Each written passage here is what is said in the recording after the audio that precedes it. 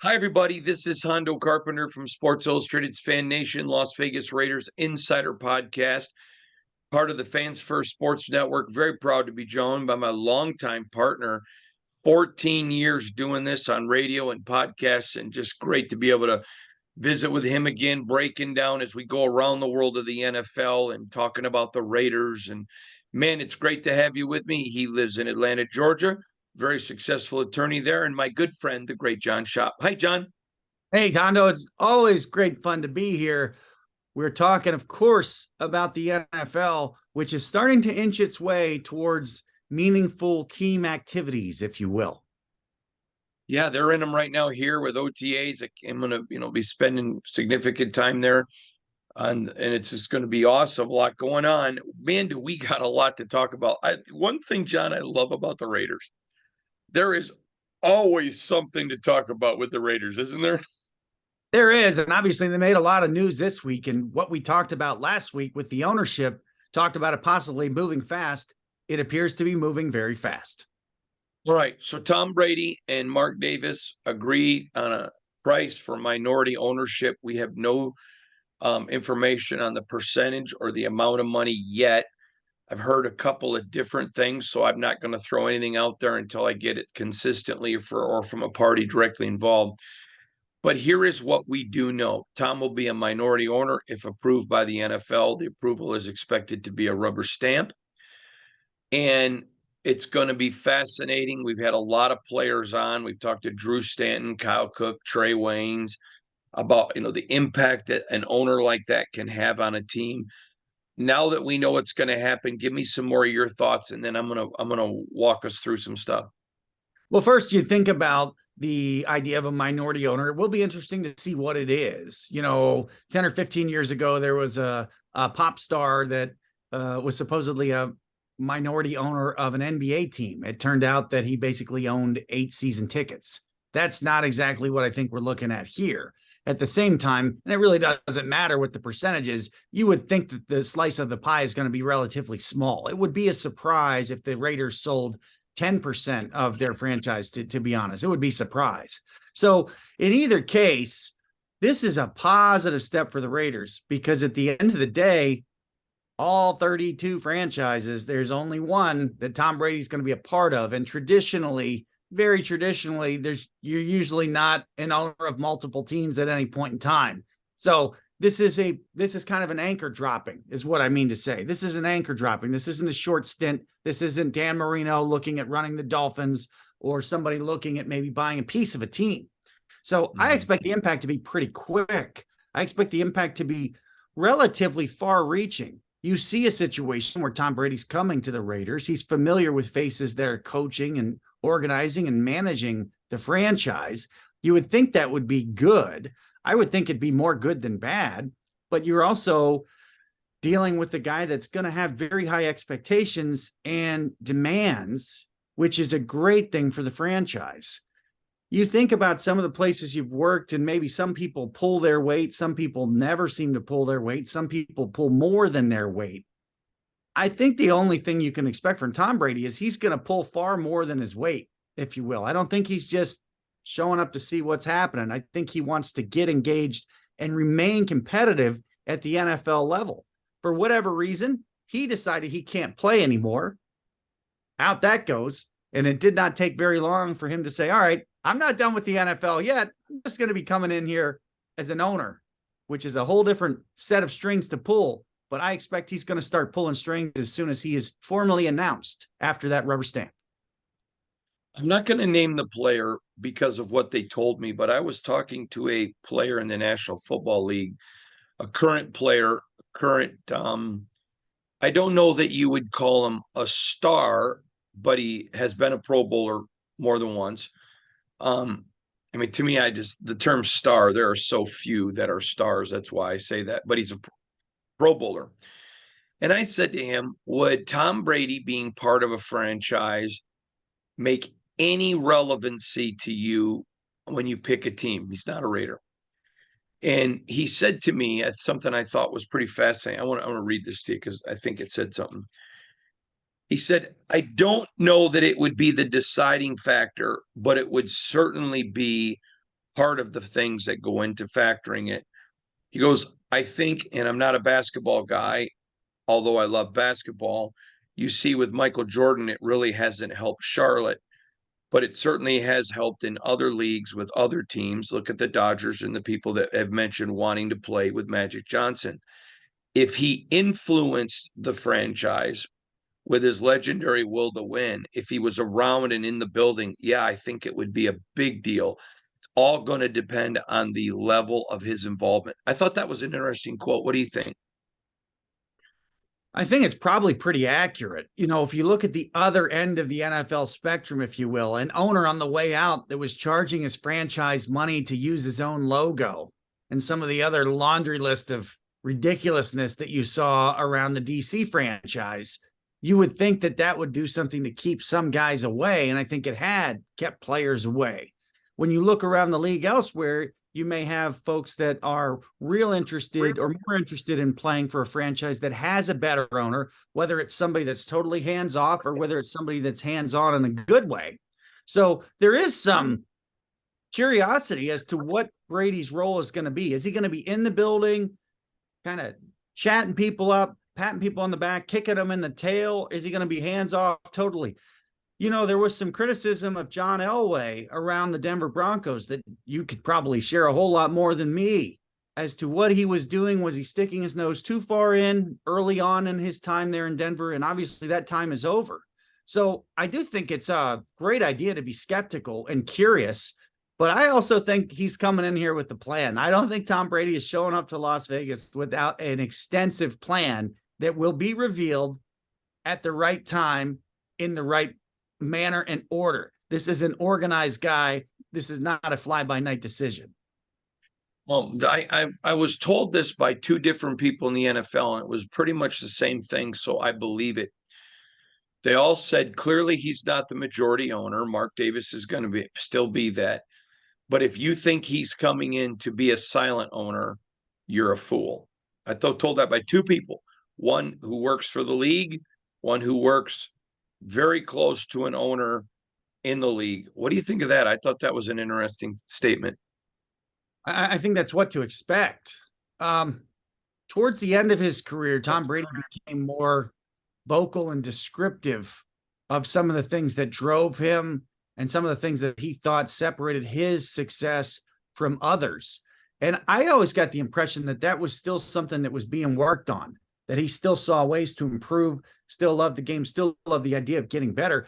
And again, I don't think that he was out of skill here at retirement. I don't think he was out of skill at all.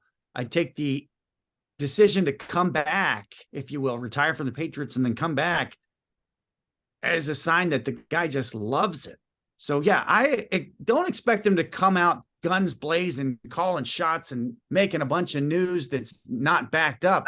But I expect he's rolling in with the disciplined idea of here's some things that work, here's some things that didn't work. A lot of this has probably already been cleared and screed and agreed upon with Mark Davis. There may be some things that Tom Brady can do and say that Mark Davis or somebody in his position can't, because he didn't play, because he didn't just come out of the league, because he didn't just win all these games and Super Bowls.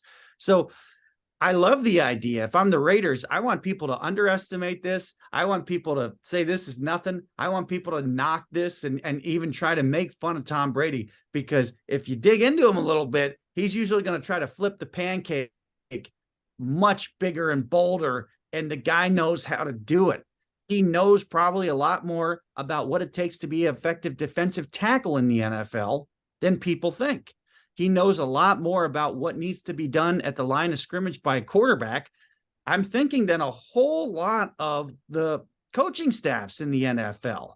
Not to knock them, but I believe he's got a really big time strong football computer up there, and he probably knows and sees some things that others don't. It's not just a manner of the other folks can't execute it. The other quarterbacks in the league can't figure this out or execute it. I get the impression from listening to him for years, for 20 some years, that there are things that he sees and it blows his mind that other people don't see this or that. And if they did this or that, they would get a better result.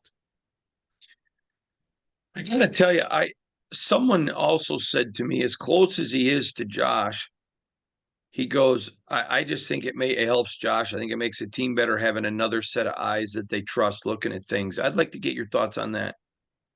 Absolutely. Let's say you're an NFL coach and you're trying to coach players up to do certain things in certain ways, and they're not responding to you.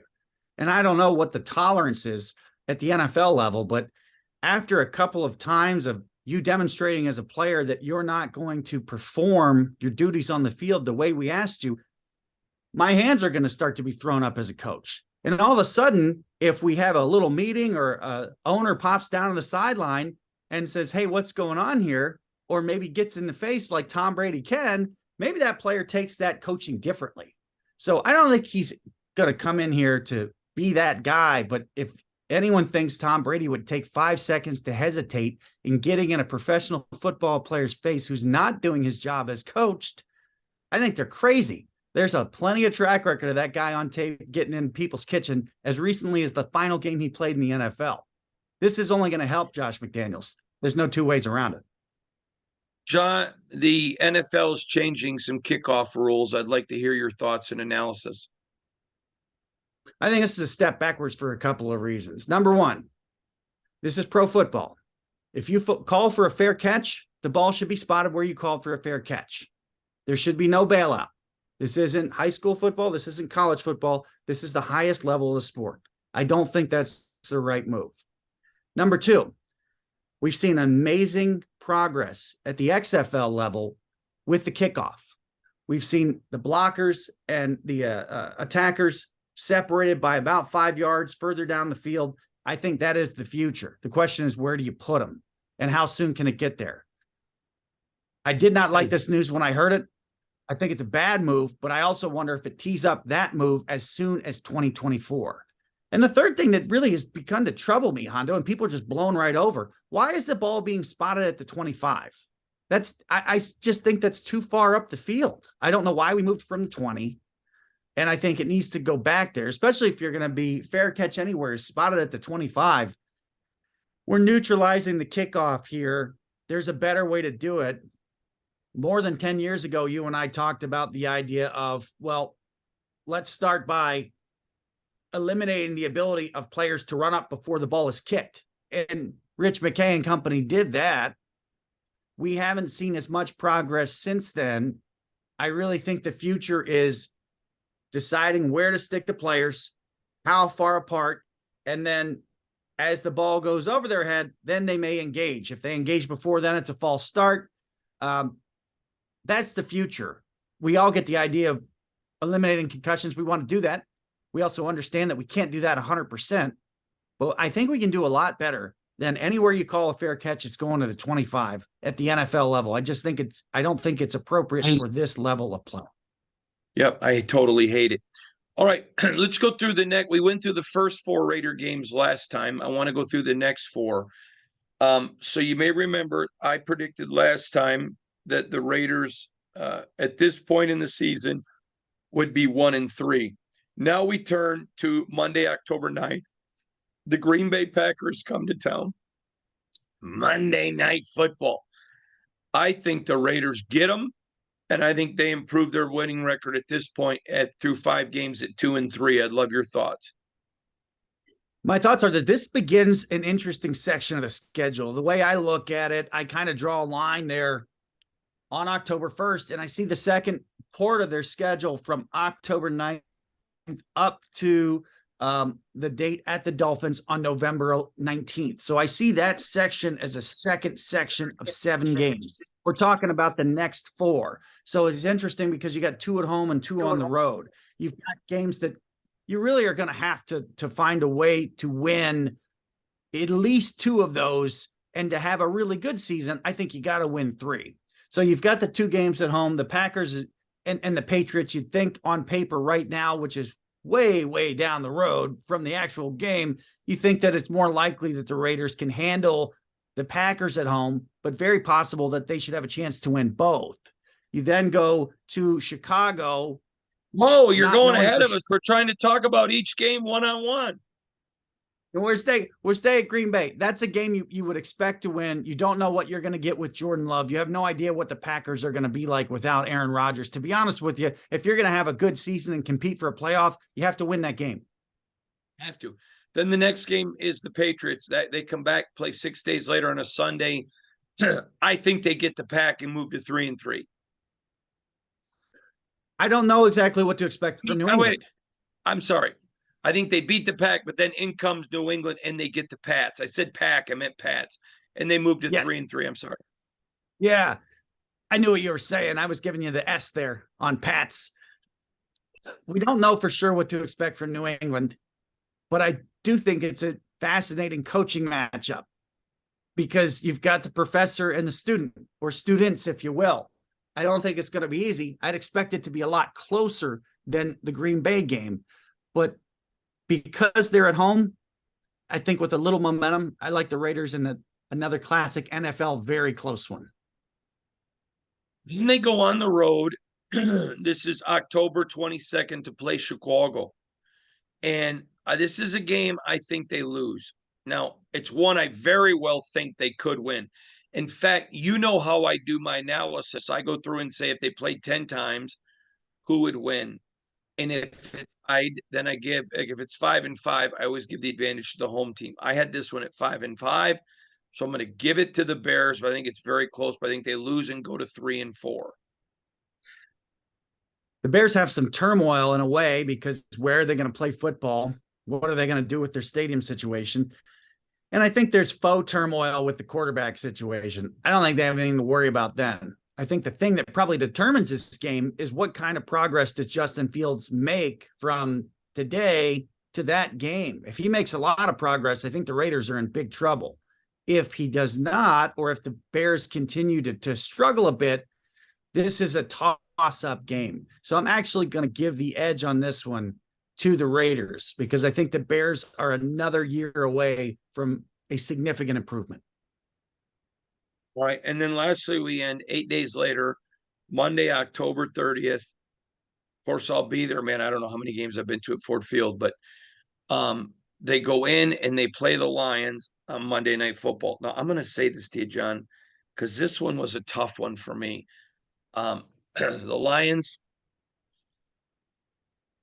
I think Vegas has their winnings at 9.5 games. I just can't get there.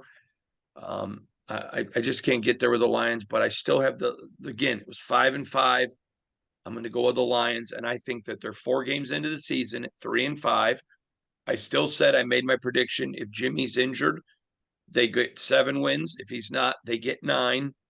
And so with this prediction, I have them winning 9 games. So I see them right here at 3-5 after 8 games. Your thoughts? When I look at this where it sits in the schedule for both teams, I think it's going to end up being a little bit more of a must win for both if they want to have a really good season. A lot of interest in the Lions. Anytime you have a Hard Knocks year, there's interest. Their coach was a player. He's a fiery guy. There's interest. I think they have questions at the quarterback position that are not solid. I don't think that they're quite where folks would like them to be.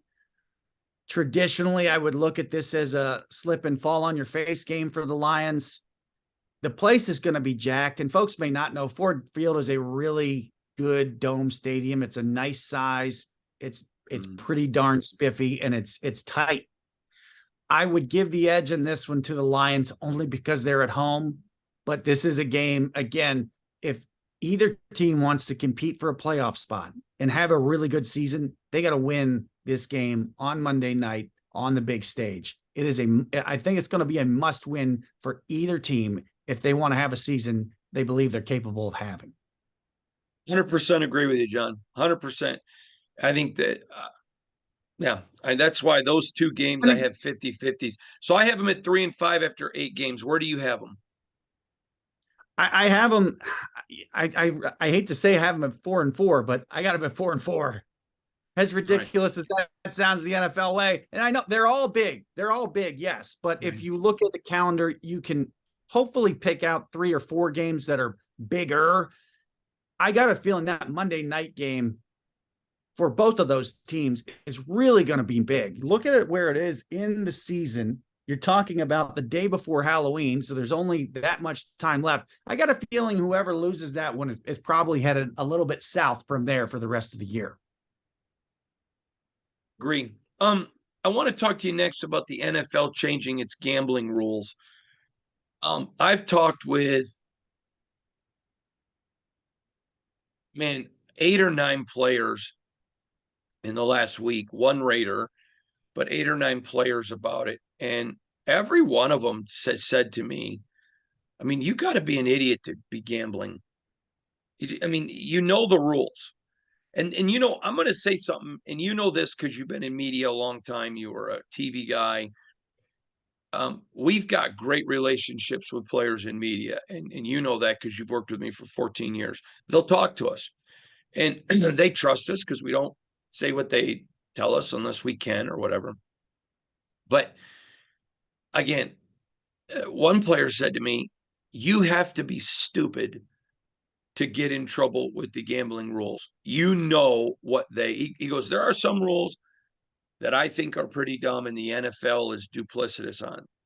He said, but there is no wondering with gambling. If you get in trouble with gambling, it's literally because you thought you were so smart you could beat the system.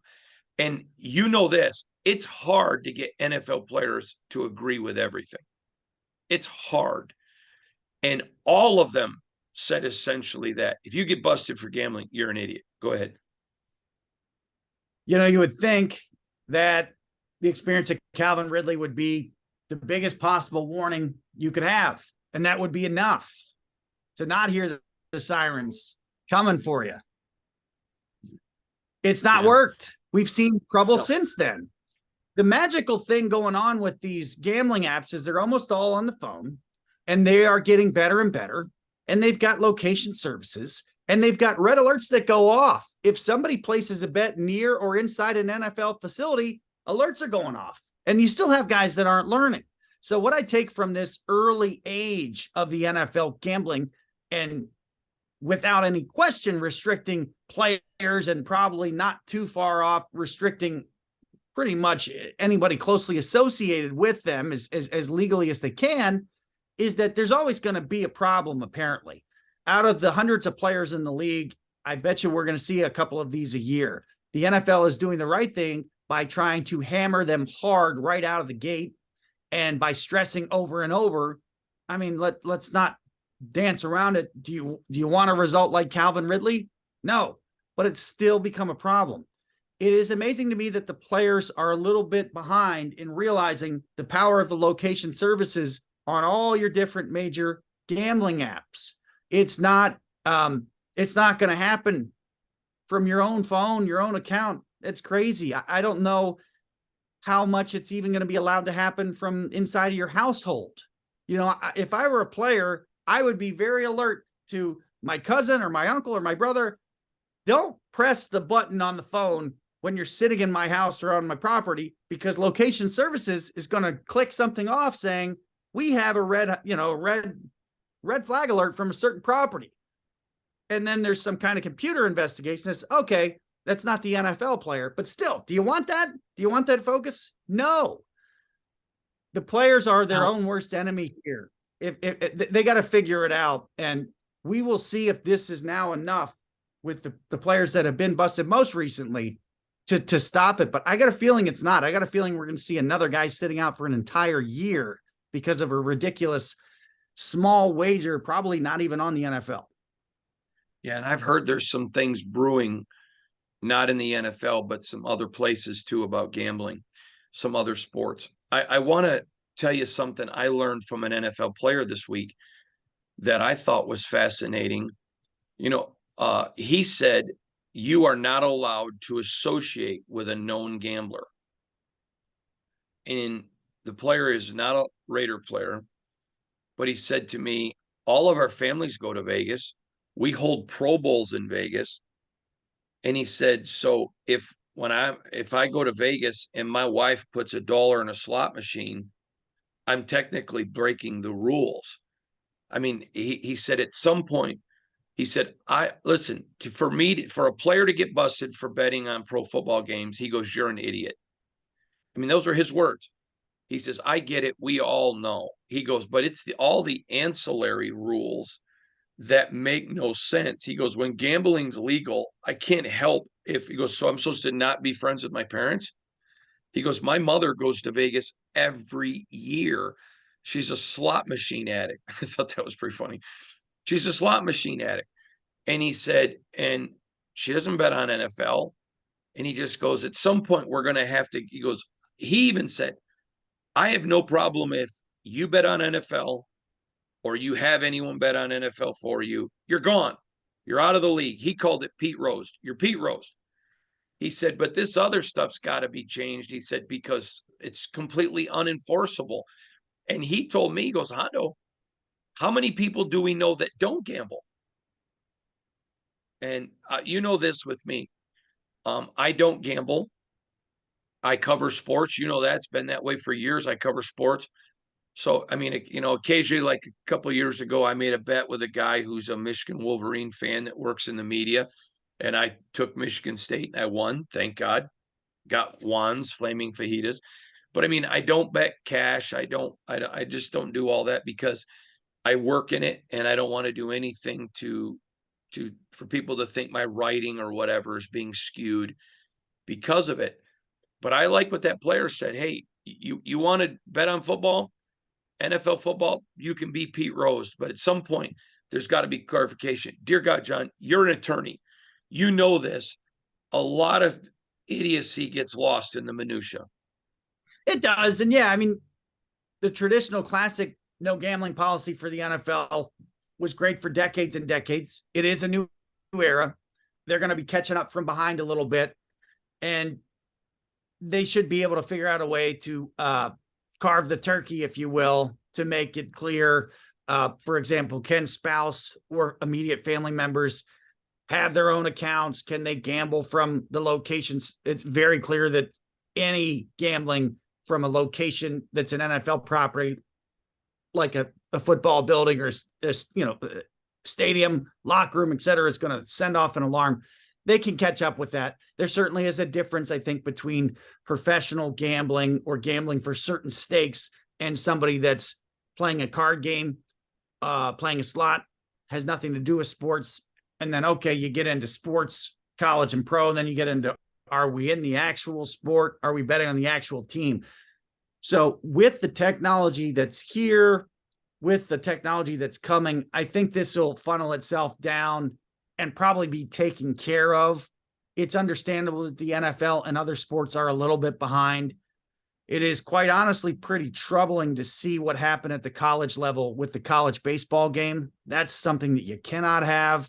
And for those that follow this deeply, look back at games that were fixed in professional tennis around the world in decades past. That's obviously the disaster that will not happen. I'm very confident that that's not going to happen at the NFL level, but the best way to keep it from even being in the conversation is to snap with great penalty and swift action any NFL player that does anything close to as wildly dumb as Calvin Ridley did.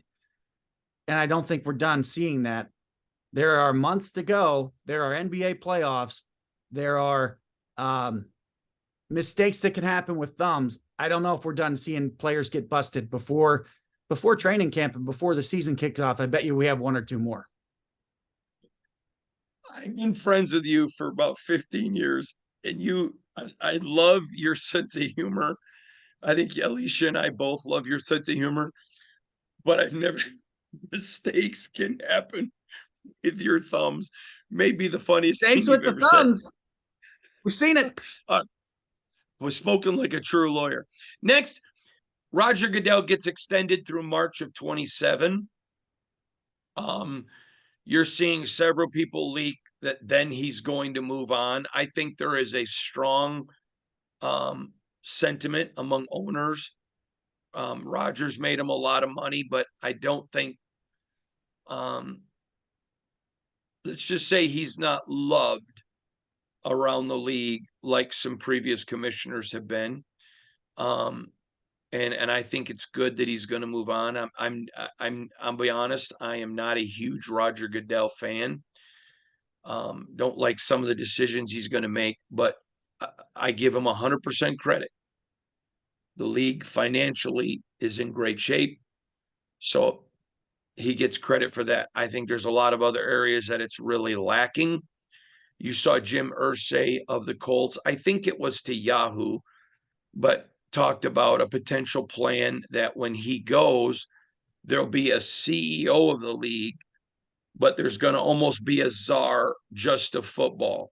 Let's keep the CEO out. I think Roger pissed off a lot of people by trying to get into football stuff, and he's not a football guy.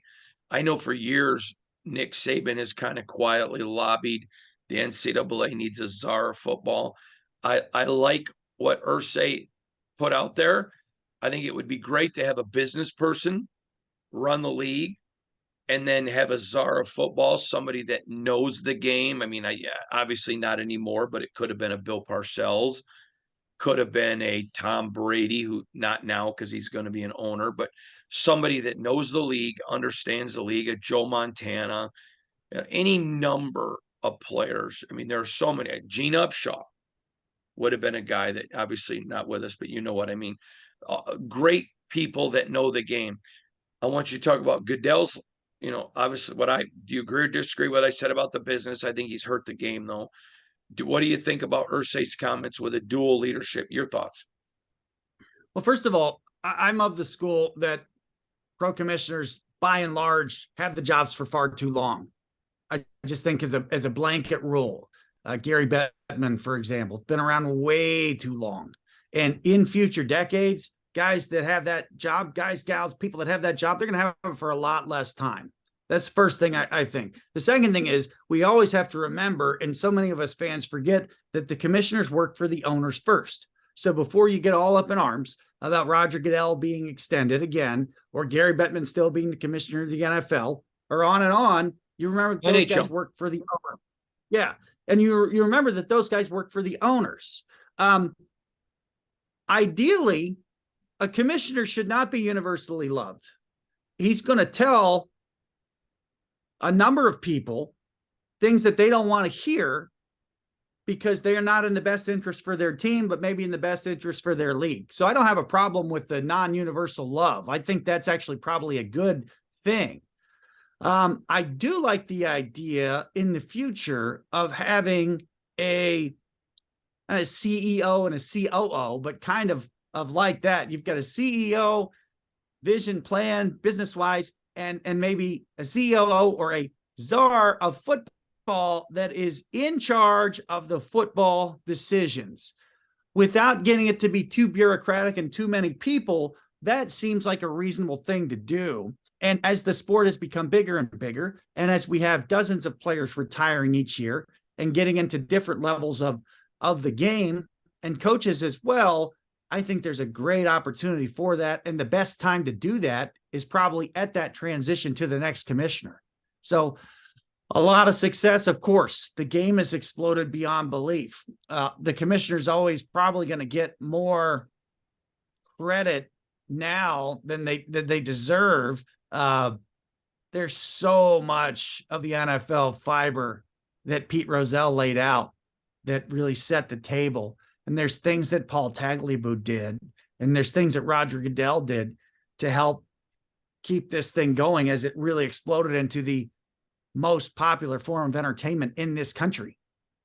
John, Roger one Goodell thing would though, do well. I'm sorry, he would do well to get out on top and not stay too long, if that's possible.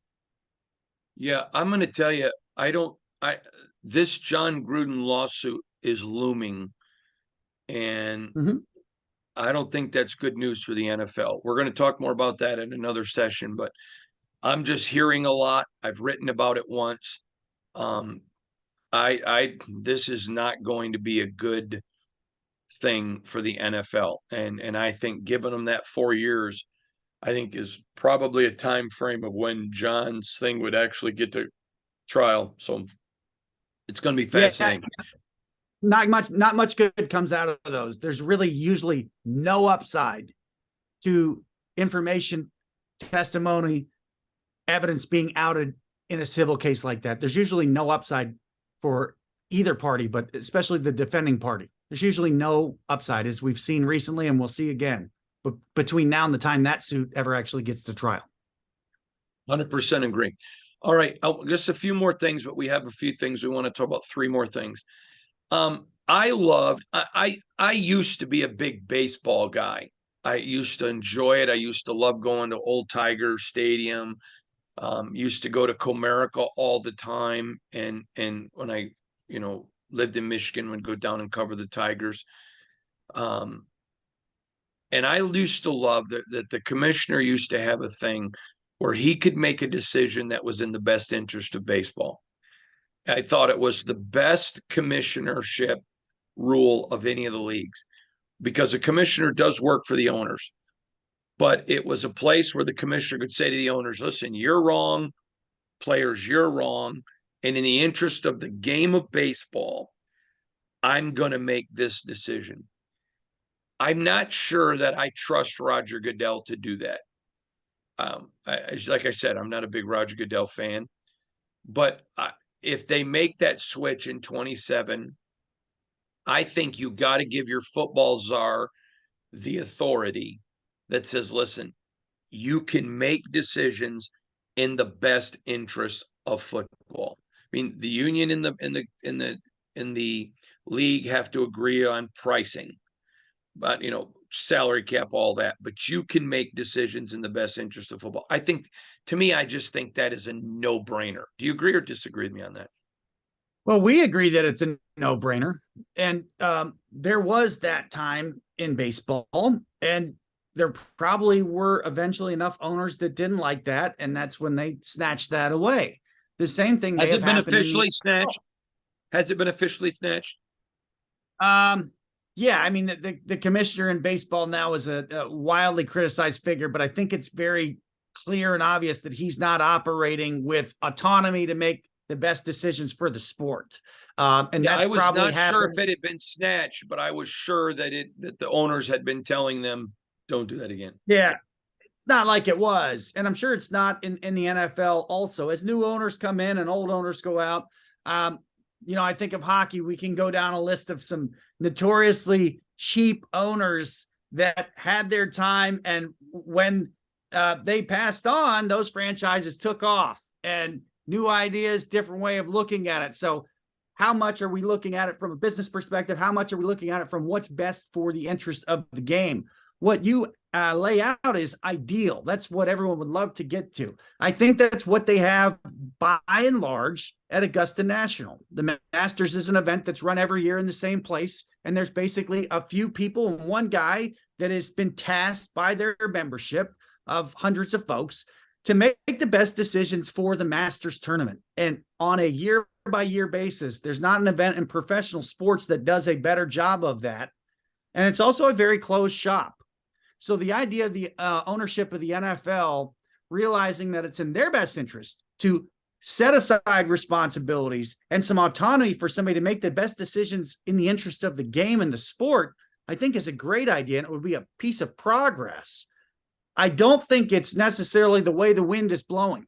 So we would need to see a change. And I tell you what would really help that is on the way out, if Roger Goodell himself said, this is what the NFL needs next. It needs somebody who can make independent decisions based on what's best for the NFL. And the NFL has a history of doing that. It's got the best league. It's got the best organization in professional sports. And a lot of that has been decisions made by commissioners decades ago that were in the better or best interest of the sport versus the individual franchises. We are old enough to remember when Jerry Jones bought the Cowboys and began to stir the pot, and it looked like he wanted to grab money there and do things that hadn't been done in the NFL. And a lot of that was shaken off. And over time, those two have kind of come together. It's not like the Cowboys are out trying to break rules today. They're trying to grow the pie, as Jerry Jones says. Well, that's a great idea, but it was a little rough at first. What would be great for the NFL as they look towards 2030 is to have a commissioner on the way out that says, hey, the sport would be better if this happens, And here's why. And go ahead and beat that drum for a couple of years. There's going to be owners behind the scenes that probably aren't going to want to hear that. That's fine. There's always going to be people that are into it for their own interest more than the interest of the shield and the NFL at large. The great thing about the NFL is that when you look at the paper right now, the screen in front of you, you got a good argument that a lot of the franchises can literally compete for a championship this year, and they're on a relatively even playing field. When you look across at baseball, just look at a list of the salaries and look at how many of those franchises have no chance at all to possibly compete for a championship or even make the playoffs. There's no question which sport is in better shape, but the point that you make is valid. It's visionary, and it's really something that Roger Goodell can help put a shine on his legacy on the way out. If he's the guy championing, hey, here's what the sport needs to do next. They need to have a gal with this decision-making power, the best interest of the sport. That would be fantastic. And maybe a little too much to ask, but that would be really fantastic, especially when you contrast what's gone on in other sports where it's like, what is this other team even doing on the field? Okay, now I want to go to two more topics. I've been talking to several players about this, that they would like to see once a player's vested, which means he's in the, in the league, that when they retire, they get health care for life. Now, right now it's for a limited, I think it's for 5 years, but they said to me, you know what, I even would be willing to take less money for healthcare for life. One player said to me, I would be willing, he goes, I'm a veteran, and I'm talking to some of the other guys who've retired. He goes, I so believe in it that go back to this year's rookie class. He goes, so I wouldn't get it, but I'd still be willing to take less money for the future of the game. He goes, for the people that took less money for me and my future of the game. He said to just at some point say, he goes, or to randomly say, okay, with 2025 class, if once you vested, you get healthcare, free healthcare for life. And we talked about that. What do you think of that? I thought that was fascinating. Well, it's more possible than ever with the amount of dollars that players in the league are earning. So it's more likely that something like that could happen in 2025 than it would have been in 1995. It would be in the best interest of the sport as far as goodwill, with obviously folks that have played long enough to be vested. And I do think it's possible that it can be done a couple different ways. The NFL dollars are going to get big enough, if they're not already, that they could practically set up their own insurance or self-insure such health care. So I think it's probably a lot more possible than players realize and that owners would admit. I say that doing a good bit of work with healthcare, dealing with costs, list price versus what actually can be paid or accepted for treatment, etc. It's something that needs to be done looking forward. That's probably the easiest way to start it. Of course, it needs to be done going back. The NFL has taken some massive scars in recent years, really ugly scenes and scars that are well documented. And there's nothing that can be done about those now in reality, except taking the lesson and applying it forward. This is one where the players should be loud about it. They should be loud about it right now, up to the point where they really start preparing for the season with training camp. It's one where they can take some initiative and make some progress. And I think it's one where there's enough dollars that this is a lot closer to a reality than a pipe dream that it might have seemed even 15 years ago. One last subject we want to talk about is the Colts. And it's the Colts versus Dan Snyder, their history and the final tampering allegations. Your thoughts on this one? These guys didn't like each other, did they? What about, when it comes time to finally kick Dan Snyder out the door, Irsay's just chomping at the bit and like, here it comes, throwing it out there. And then they're going back and forth. And it looks like finally the NFL is rid of Dan Snyder, but Irsay's not done. He's going to say, tamper it. You guys tampered with Andrew Luck. And who knows who talked to who or how they went around it.